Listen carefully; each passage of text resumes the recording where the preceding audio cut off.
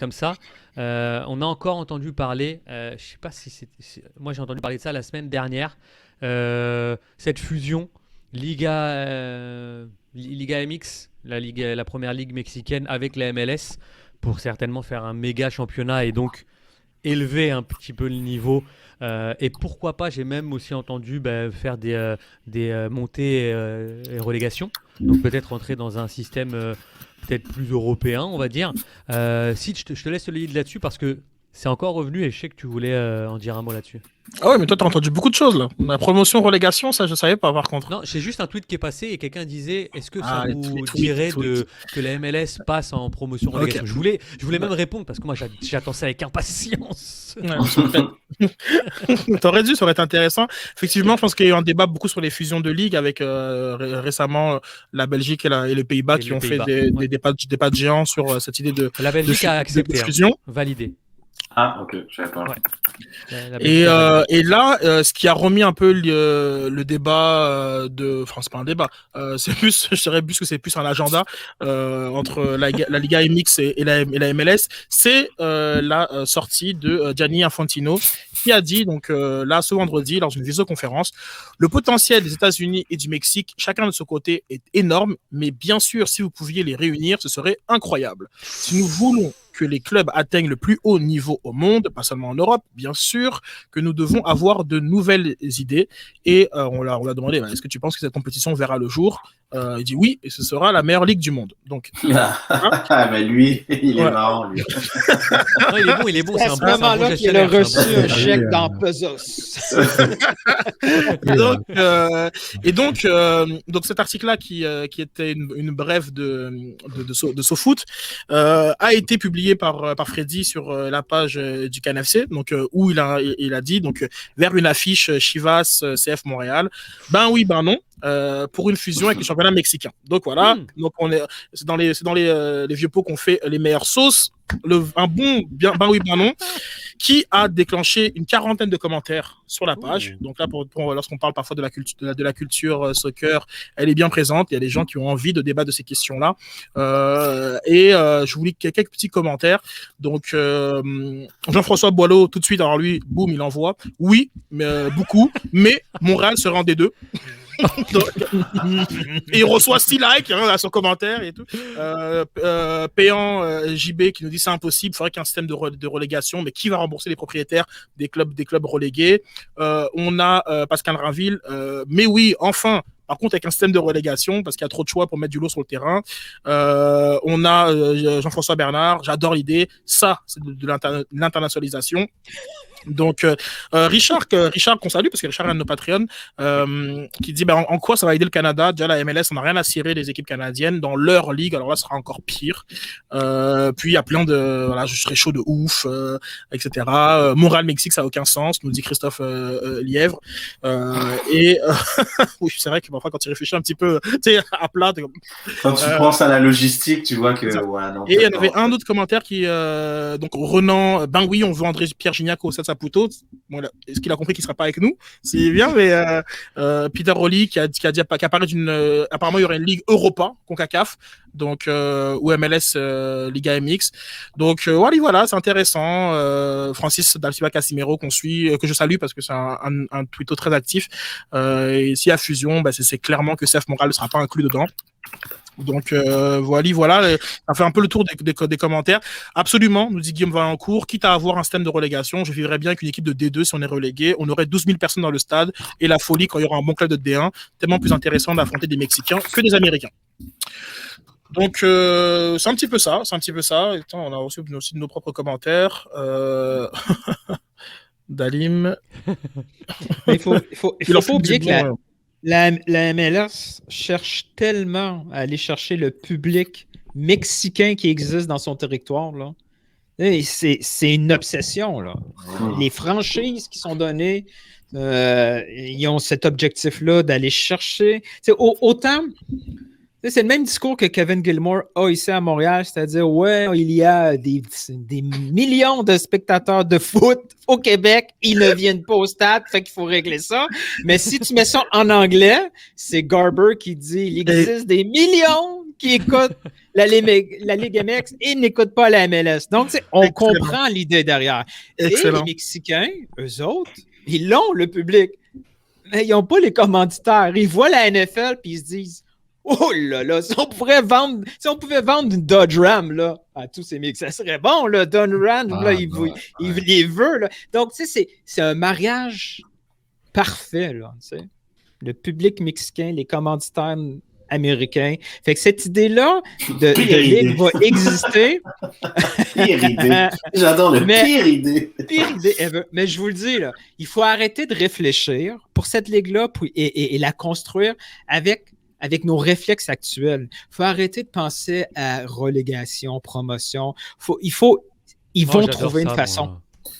Ouais, mais c'est pas la sauce du sport nord-américain, Julien. Il faut que tu fasses ça, mais en gardant la sauce du sport nord-américain. Sauf que, alors on m'a déjà rabâché ça, il n'y a pas de problème. Sauf que tu vois, la sauce du sport américain en NBA, je veux bien parce que le show y est attaché. En NHL, je veux bien. Mais au foot, on m'a jamais prouvé qu'il y avait ce spectacle-là. Alors parce qu'il y a trop de ligues. C'est trop disparate, justement. Et ce qui est drôle, c'est que l'Europe. C'est-à-dire il y a trop de ligues.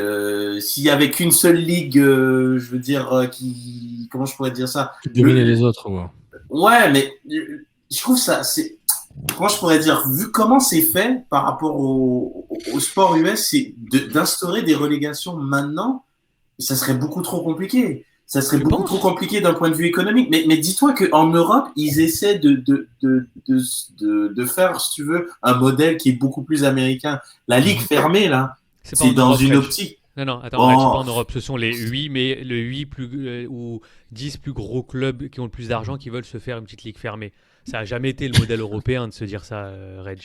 Le modèle européen, c'est dans le sens que comme les grandes têtes pensantes, si tu peux faire d'Europe, ceux qui prennent les décisions, ceux qui ont de l'argent, les décisions que, je sais pas, genre Roubaix ou, tu sais, on s'en fout, ce qu'ils pensent.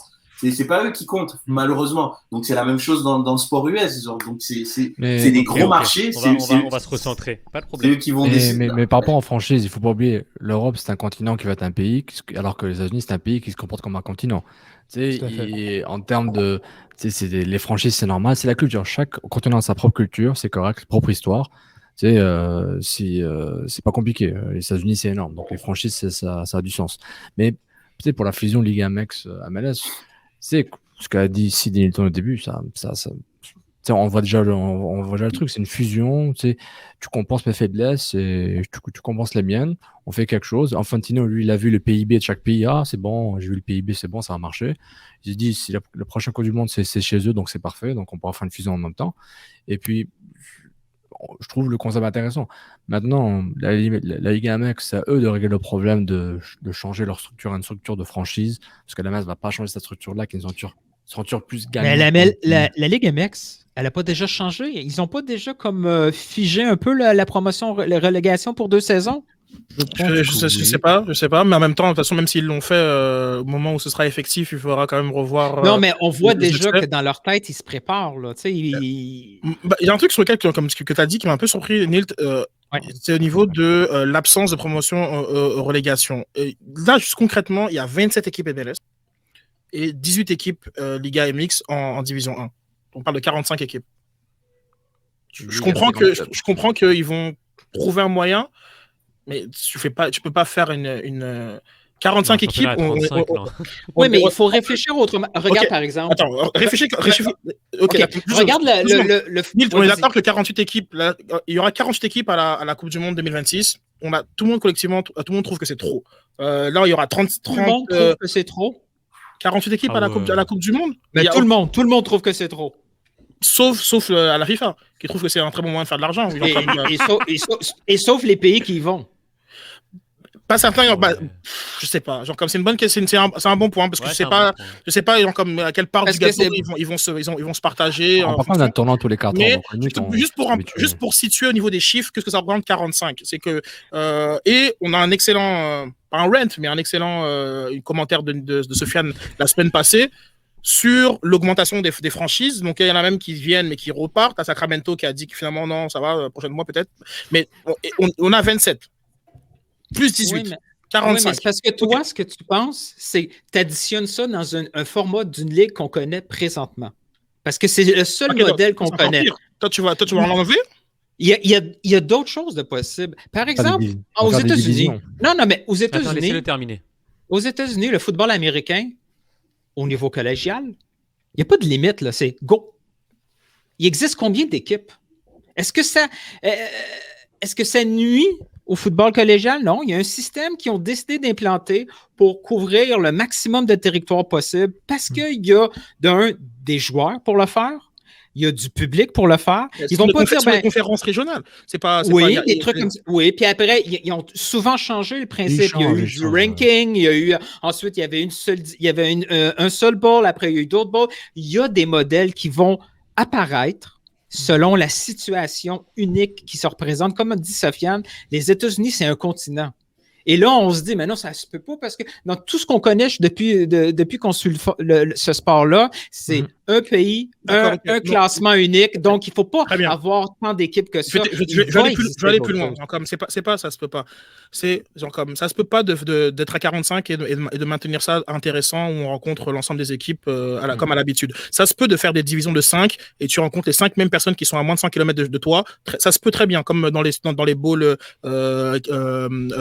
du football collégial où tu rencontres les mêmes universités qu'il y a 200 ans. Ok, fine, ça se peut. Maintenant, est-ce que c'est ça qu'on veut? Peut-être que les gens y répondent à cette question-là, du type que on aime bien quand même l'idée de pouvoir rencontrer un peu plus ou moins l'ensemble des équipes, même s'il y a une division ouest-est. Mais oui, tu peux faire une division canadienne, une division Amérique ségrégationniste, genre comme division les oranges pressés de Californie, division comme oui, évidemment, oui.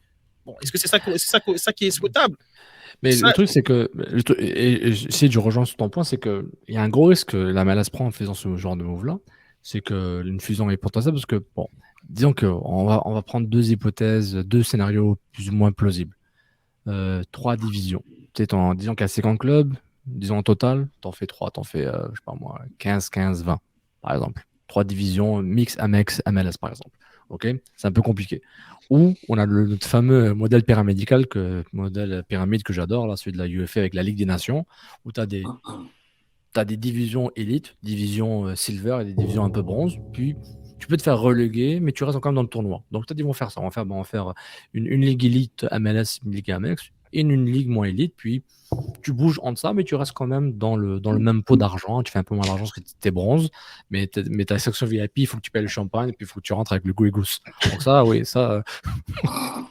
c'est comme ça que ça marche. Donc, je suis déjà perdu. Non, mais imagine... Est-ce que Mela Loca est un futur sponsor ou on a trouvé un truc de télécom? Non, j'espère. Moi, je veux que le Stade 37 revienne puis qu'il donne nos sponsors à Place Ville-Marie. Là. Mais c'est pour dire qu'il y a ces options-là. Mais par exemple, si on prend l'option de division hybride dans une promotion-relégation un peu fake, ça marcherait peut-être, mais ça dévaluerait la valeur des franchises qui se retrouvent tout le temps dans le bas. Si Montréal se retrouve dans les divisions bronze et argent tout le temps parce qu'ils n'ont pas pu monter pour aller dans la division élite de sa fameuse ligue fusionnée, tu perds un peu de valeur et puis d'intérêt. Mais si l'argent est là, c'est ça le truc important, si l'argent est là pour te rémunérer pour rester dans cette ligue fusionnée, tu dis ça va marcher. Si la télé est là, les sponsors, le public, tu dis si tu vends le concept, c'est faisable. Déjà, comme je dis, la MLS, ils sont à 30 clubs. Là. Dans moins de 10 ans, on est à 35 clubs, j'ai l'impression. Là. Donc, tant qu'à faire, on ramène ça avec la Ligue Amex. Et je dis pas que je suis d'accord. Moi, je suis neutre pour le moment, mais tout ce que je dis, c'est qu'il y a une possibilité de faire une organisation comme dit Nilton, mais comme dit Sid, il ne faut pas nécessairement y aller all-in, bêtement. Parce que si c'est pas bien défini, tu peux tout perdre. J'ai vraiment l'impression, Sofiane, qu'ils vont trouver une solution. Ils vont trouver quelque chose, comme l'Europe a trouvé la Ligue des Champions, comme ils ont trouvé la Ligue Europa après la Ligue des Champions. Parce que si nous, on est habitués à ce concept-là, mais quand on présente l'idée de la Ligue des Champions à un public nord-américain qui est habitué avec un système de sport nord-américain, on s'entend que c'est un concept extraterrestre. Tu dis quoi? Là, je joue une saison. Pendant ce temps-là, je veux jouer un tournoi qui représente les meilleurs de l'année passée. Tout ça a l'air complètement un foutoir total pour quelqu'un qui commence ce sport-là. Fait que ça ne m'étonnerait pas qu'on arrive avec quelque chose d'unique parce que quand il y a du cash, parce que oui, Le but, il ne faut pas faire semblant, c'est faire du cash. Puis c'est pas négatif faire du cash parce que si la MLS trouve une façon de faire du cash avec la Ligue mexicaine, ça veut dire que nous, on pourrait quasiment avoir un stade vide et profiter de ça et avoir de meilleurs joueurs et du meilleur spectacle. Et éventuellement, c'est positif pour tout le monde. C'est plate, là, mais c'est le nerf de la guerre, c'est l'argent, puis ça peut aider tout le monde. Il faut assumer ton statut de franchise. Assume-le. T'es une ligue franchisée, assume-le. Puis la Ligue MX veut le faire, je pense. S'ils en pensent qu'ils veulent le faire, les 18 clubs Ligue MX, dans les top 15, ils veulent avoir des franchises, ne jamais descendre. Ils veulent avoir des budgets illimités. Ils veulent ça, sinon jamais le feraient. L'Europe veut les riches d'Europe veulent des drôle, le snobisme. Tu sais, le snobisme qu'on peut avoir sur les gens vont dire ouais, c'est du cash, ouais, c'est un peu fake, tout ça. Mais pendant ce temps-là, qu'est-ce qu'on écoute? On écoute les grosses équipes en Europe. Là. Je me branche. Les gens vont écouter la Premier League parce qu'il y a les gros joueurs. Ouais, t'aimes pas vraiment quand on fait ce procédé sur toi, quand on colle des étiquettes, genre comme dire du snobisme, genre comme je trouve ça très, très réducteur. Il y a des gens qui sont aujourd'hui contre la Super League européenne, par exemple, le concept, et que tu mettrais les 16 meilleures équipes européennes dans une division et qui joueraient qu'entre eux, ce sont les mêmes personnes que tu traites de snob qui sont contre ces idées-là parce que parfois elles sont juste mauvaises. C'est pas parce que... Tu penses que ces gens-là vont lâcher puis après 3 saisons, ils vont trouver que ça a été une très mauvaise idée? De quoi? Cette Super League-là. Oui, ils vont lâcher. Genre comme les clubs, tu parles les clubs, les supporters, tu parles de quoi? Les supporters, là. Ceux qui n'aiment pas ce concept-là. Non, les supporters. Moi, je pense pas tant qu'ils vont embarquer dans ça. Genre, on le voit avec la Ligue des Nations, il y a des fausses bonnes idées aussi. Genre, parfois, on se dit, bon, on va mettre les meilleures équipes ensemble pour qu'elles se rencontrent souvent. Et là, tu te rends compte, c'est le 4e France-Allemagne, le 5e France-Angleterre. Les fois, au Portugal, on les rencontre en octobre, en novembre, en mars. C'est plate, c'est pas intéressant. Il y a comme la rareté donne du prestige. Donc, non, il y a aussi des mauvaises idées dans un monde de foot qui veut faire de plus en plus d'argent. Tu sais, je sais pas, et c'est pas parce qu'on conçoit que le monde du foot est un monde privé d'argent que tout ce qui est proposé est bon. Autant, moi, je peux te rejoindre sur l'idée que, écoute, il y aura des conférences, ça va être divisé afin de donner du sens, ça peut être divisé selon des critères qui sont peut-être plus harmonieux d'un point de vue culturel, en ayant toujours un 3 matchs contre d'autres conférences, parce que bon, faut quand même que ça fasse du sens. Fine. Mais c'est pas forcément, ne pas adhérer à ce concept-là fait pas de toi un snob. C'est aussi que personnellement, moi, genre comme je suis pas un snob, je pense pas, mais la Coupe du Monde a 48 équipes avec des groupes de 3 où les 2 premiers sont qualifiés, où tu joues contre je ne sais qui au début, le 8e de l'Asie ou le 13e de l'Afrique. Voilà, moi ça m'intéresse pas et comme je peux te dire la même façon. Mais le 3e de l'Afrique, il trouve ça cool à être là. On trouvera cool, mais après peut-être que comme la Coupe du Monde, on va dire c'était mieux avant, et puis voilà, tu gagnerais un trophée au rabais, un peu comme je te dis, l'Euro à 24, c'était pas tant intéressant que ça. On a vu un premier tour qui était vraiment comme d'un niveau catastrophique, et que peut-être que on repartira sur ça, mais peut-être pour d'autres raisons à cause du Covid. Donc il y a aussi des bonnes façons de faire les choses et des mauvaises façons de faire les choses, sans pour autant qu'on va être étiqueté genre t'es snob ou t'es réfractaire ou autre. Genre on veut, personnellement, tu me demandes si je veux les Tigresses, je l'ai bien dit, Red. Chivas. Voilà, Chivas, comme les équipes mexicaines, comme dans la MLS. Ma réponse est oui. Mais maintenant, comment on fait ça et comment on fait les choses bien? Puis moi, je te dirais limite que oui, et même en promotion-relégation, dans une espèce de ligue, genre comme tu peux fermer les 45, mais genre comme tu as promotion et relégation. Genre comme tu peux faire un peu comme la fausse promotion-relégation de la première ligue, où les packages sont tellement élevés pour les équipes qui sont reversées en championship que elles remontent tout de suite, tu vois. Donc il y a des façons de faire. Puis c'est là où je pense qu'on peut poser le débat sans forcément, voilà, comme tu comprends rien, ou tu sais pas que c'est pour faire de l'argent. Oui, non, je pense que nos auditeurs sont conscients de tout ça, je pense. Non, moi, j'ai pas grand-chose à rajouter là, par rapport à ça. Je trouve que c'est d'un point de vue, en termes de logistique, c'est sûr que ça va être compliqué. C'est beaucoup plus compliqué parce que quand on compare, Nilton, par exemple, tu compares avec la Ligue des Champions, tu sais, quand par exemple les Glasgow Rangers qui sont complètement de l'autre côté de l'Europe, ils vont jouer à Vladivostok, mais ils sont pas dans la même ligue. Ils vont jouer un match comme ça, tu vois ce que je veux dire? Tu les mets dans une même ligue, ils vont s'affronter plus souvent. en termes de logistique. Puis déjà, on en a vu des reportages là où tu les vois comment ils voyagent. Ils voyagent pas comme le Barça, ils voyagent avec Royal Air, Qatar, je sais pas quoi. Puis Qatar Airways. Ils sont tous couchés. Qatar Airways, ils sont tous couchés. Ils sont dans des conditions de dingue. Ils prennent des pilules pour mieux récupérer, etc. Tu sais, c'est en termes de moi, ça me paraît, c'est sûr que ça serait le fun. Bien sûr que ça serait le fun pour la compétitivité de la ligue. Ça serait génial. Tu mets les meilleures équipes mexicaines et ouais, c'est sûr que ça serait top. Mais moi, ça me paraît tellement compliqué. Je veux dire, tu sais, comme la Belgique et la Hollande, qui sont deux micro-pays qui partagent les mêmes frontières, qui sont vraiment côte à côte, qui sont tout petits. Même ça a mis je sais pas combien de temps à faire, alors que ça avait l'air d'être tellement simple. Ils ont organisé un euro ensemble. Donc, mais même moi, à mon avis, ça m'a l'air une idée vraiment pour faire de l'argent, bien sûr, pour faire de l'argent. Mais est-ce que ça va arriver? Je crois pas trop. Je vais pas me répéter, là, mais c'est pas seulement pour faire de l'argent. Je trouve que ça sert les intérêts de tous les acteurs. Ça peut servir les intérêts de la MLS, ça peut servir les intérêts des joueurs en MLS et ça peut servir nos intérêts à nous, là. Mm-hmm. Avoir une autre ligue hyper puissante peut servir au marché nord-américain et peut servir à Montréal. Parce que s'il y a des clubs qui réussissent à survivre en Europe, des fois, c'est grâce dans le contexte où ils travaillent. Et je trouve que trop rapidement, on voit comme on donne une étiquette de démon, de businessmen à tout prix qui sont juste là pour faire du cash, puis on oublie tous les bienfaits qui pourraient être associés. Oui, c'est un méga défi logistique. C'est surtout un méga défi logistique si on pense encore de la même façon, si on veut reproduire le modèle qu'on connaît aujourd'hui. Mais je crois qu'on est capable que ces gens-là en place vont réfléchir à un modèle totalement nouveau pour mettre ça en place puis donner un élan. Parce que, veux pas, si on continue comme ça, ça va être hyper compliqué et hyper long avant que la MLS prenne une place d'envergure dans le marché international. C'est vrai, mais il y a un truc qui m'emmerde, les gars, là, puis on fera le débat dans 2 semaines ou 3 semaines, parce que là, c'est beaucoup trop long, là, mon petit aparté, là, mais... Tu sais, c'est qui l'interlocuteur qui nous remet ça sur la table?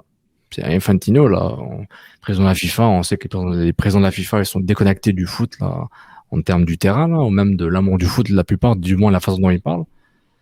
Donc, moi, je me demande, tu sais, quand Sid disait, ouais, l'Euro 2016 à 24, ok, peut-être dans 2 éditions, ça va être mieux, ou peut-être pas. Coupe du Monde à 48, ça commence à être lourd. Je me demande, comment on fait pour ne plus accepter ça? Disons que même si l'idée est bonne de l'effusion Ligue MX, puis l'idée est bonne de le super championnat européen. C'est très simple, ça. On fait comment? C'est des élections. Genre comme c'est très dans le sens que il y en a après qui se présentent avec la plateforme inverse et qui défoncent ce que l'autre a fait. Donc nous fans là, nous là, ça me fait rappeler à Bielsa là quand il disait pourquoi nous on accepte les commentaires de foot qui disent n'importe quoi sur nous, etc. Là il y a en septembre, octobre. Pourquoi nous on va accepter à chaque fois puis on se rentre entre nous, les fans, les médias, les autres. Ah, Codion 40, c'est pas bien, c'est nul. Ah, Liverpool, il faut qu'il joue dans le championnat européen. Pourquoi ces promoteurs-là de boxe qui se cachent dans le foot, ils commencent à dire, tu sais quoi, la Codion, je l'ai fait à 48. Ben non, en fait, non, nous, on l'a à 24. Tu touches pas à ça. C'est non, tu touches pas, non, je veux pas.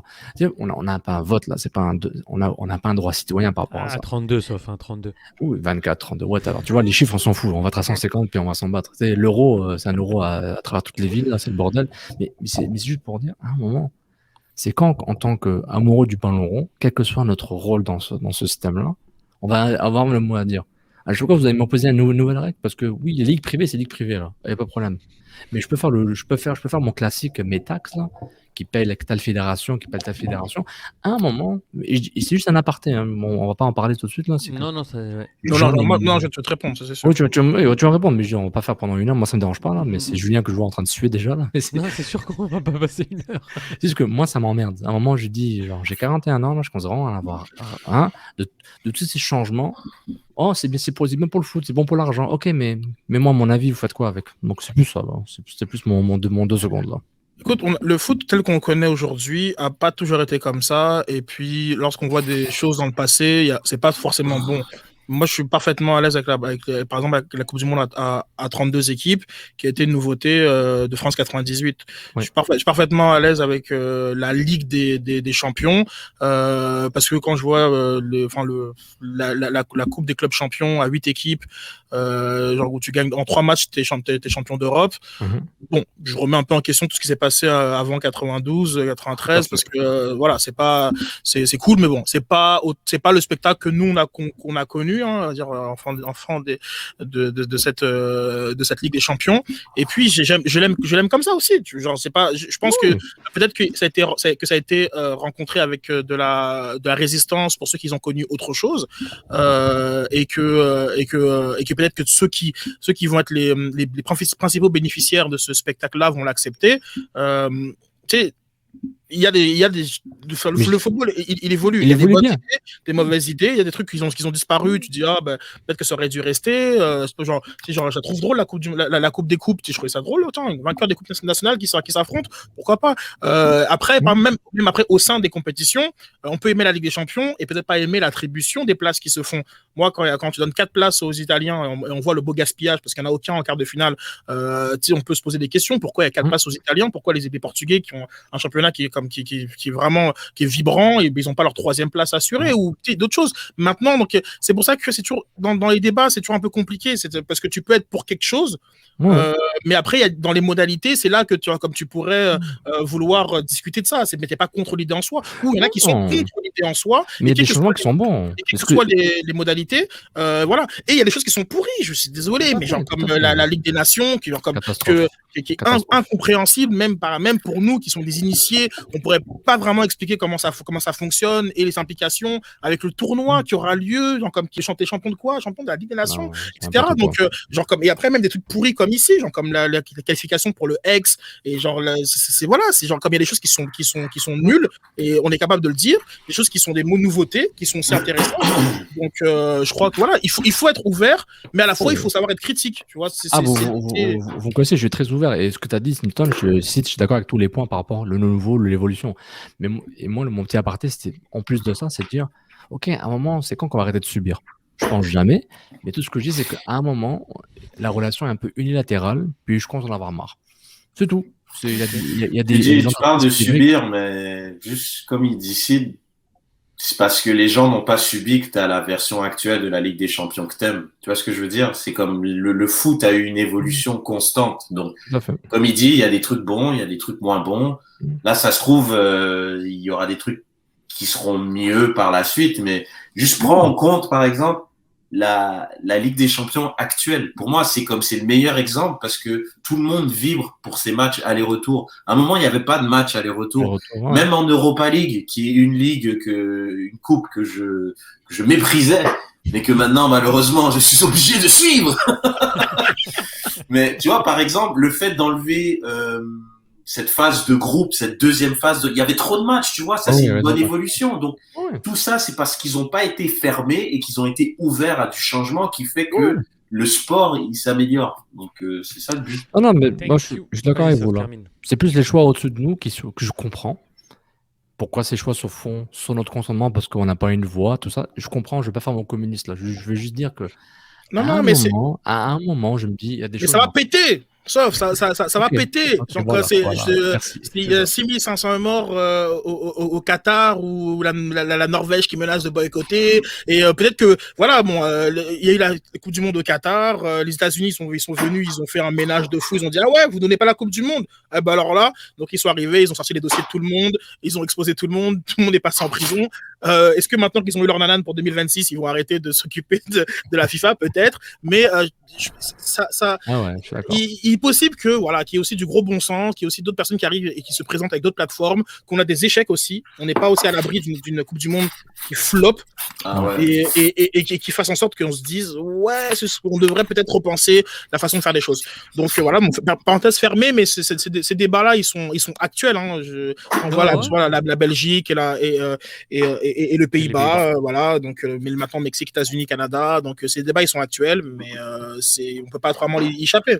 Non, je suis d'accord. C'est sûr, merci beaucoup. Et d'ailleurs, juste avant de passer au dernier sujet, il y avait des petites perles là de nos Patreons. Il y a Hervé qui nous dit le Bhoutan. C'est heureux de participer, Sid, donc merci de ne pas dénigrer le Bhoutan. Il y a Maxime Gosselin qui nous dit une ligue à 250 équipes en première division, ça peut se faire aussi. Et là, ma meilleure, c'est Marco qui a toujours le petit mot qui nous dit ils vont accumuler les Air Miles 45 équipes. Oh, C'est sûr. Oh, C'était stylé. Bah, bien joué Marco, j'aime beaucoup. N'hésitez pas à continuer. On va passer